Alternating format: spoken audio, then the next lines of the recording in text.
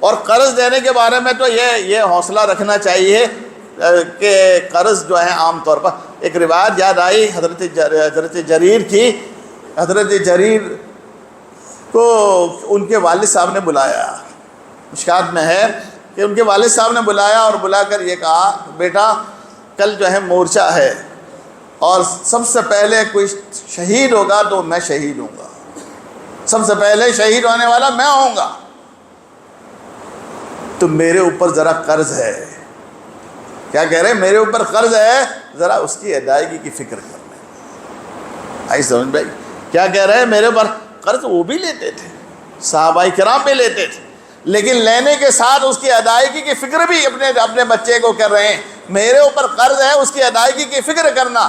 اور تیسری بات کہی فَاسْتَوْصِ بِأَخْوَاتِكَ خَيْرًا، اپنی بہنوں کے ساتھ ذرا حسن سلوک کرنا، اپنی بہنوں کے ساتھ ذرا حسن سلوک کرنا۔ معاشرت کے اصول بھی بیان کر دیے اور معاملات کی صفائی کو بھی بتا دیا۔